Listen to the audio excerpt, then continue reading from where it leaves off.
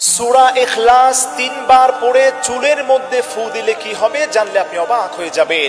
অনেকেই আমাদের কাছে বলে, হুজুর আমার চুল পড়া বন্ধ হচ্ছে না, অনেক কিছু আমি ব্যবহার করছি। আপনাকে আজকে আমি সরাসরি কোরআন থেকে ছোট্ট এই সূরাটির কথা বলবো। এই সূরাটি পারেন না এমন কেউ এখানে নাই। সেই সূরাটির নাম হচ্ছে সূরাতুল ইখলাস।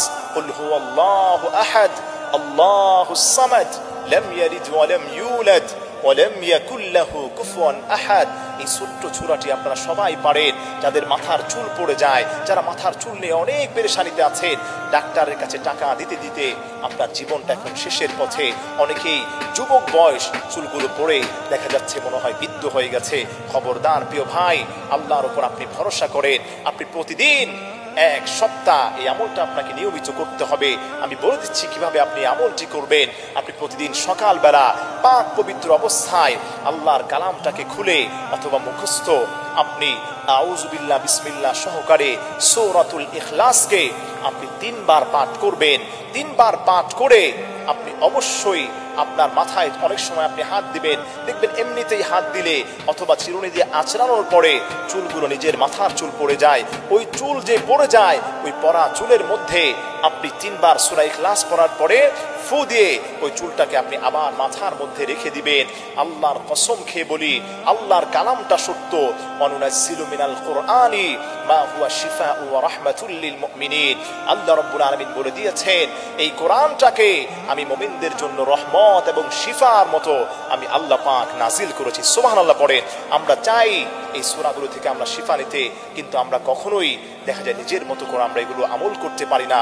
আপনি আমল করেই দেখেন, আল্লাহ পাক আপনাকে সাকসেস করে দিবেন। আল্লাহ পাক আপনার পেরেশানি দূর করবেন, রিজিকের অভাব দূর করে আল্লাহ রাব্বুল আলামিন আপনাকে সফলতার সাথে দীর্ঘনেক হায়াত আল্লাহ পাক আপনাকে দান করবেন। আমার প্রিয় ভাইয়েরা, আমি আবারও রিপিট করছি, যাদের চুল পড়ে যায়, অতিরিক্ত চুল পড়ার কারণে অনেক পেরেশানিতে আছেন, আপনি প্রতিদিন সকালবেলা সূরাতুল ইখলাস, এটা আপনারা সবাই পারেন, একাকী একটা জায়গায় বসে পাক পবিত্র অবস্থায় প্রথমে যে কোনো 3 বার দুরূদ শরীফ পড়বেন। নবীজি সাল্লাল্লাহু আলাইহি সাল্লামের উপর যারা দুরূদ পড়ে, যারা বেশি বেশি নবীজির উপর দুরূদ পড়বে, আল্লাহ পাক তাদের উপর খুশি হয়ে যান। এবং দুরূদ পড়ার পরে বান্দা যেই দোয়া করে, ওই দোয়াটাও আল্লাহ পাক কবুল করে নেয়। সুবহানাল্লাহ পড়েন না? আপনারা মাহফিলে যারা এসেছেন, এগুলো আপনারা শেয়ার করে দিবেন। এজন্য আপনাদের কাছে আমি বলি, প্রথমে আপনি 3 বার যে কোনো দুরূদ শরীফ পড়বেন, এরপর আউযু বিল্লাহ বিসমিল্লাহ সহকারে সূরা ইখলাসকে 3 বার পাঠ করবেন। এরপরে আবার আপনি 3 বার যে কোনো দুরূদ শরীফ পড়বেন নবীজি সাল্লাল্লাহু আলাইহি সাল্লামের উপর। দুরূদ শরীফ পড়ার পরে আপনার মাথার মধ্যে চিরুনি দিয়ে আঁচড় দিবেন অথবা হাত দিয়ে দেখবেন 2-1টা চুল পড়ে, ওই চুলটাকে হাতের মধ্যে নিয়ে আপনি বিসমিল্লাহ বলে আল্লাহর উপর ভরসা করে আপনি ফু দিবেন। ফু দিয়ে ওই চুলটাকে আপনি মাথার উপর রেখে দেওয়ার চেষ্টা করবেন। আল্লাহর কসম খেয়ে বলি, এভাবে 1 সপ্তাহ লাগাতার আপনি করতে যদি পারেন, আপনার চুল পড়া চিরতরে বন্ধ হয়ে যাবে।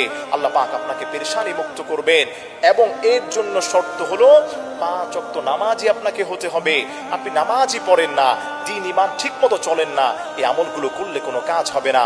আপনি নামাজ পড়বেন, আল্লাহ পাক আপনাকে সাকসেস করে দিবে। আল্লাহ রাব্বুল আলামিন তার মুমিনদের জন্য এই কোরআনটাকে শিফা স্বরূপ নাজিল করেছে।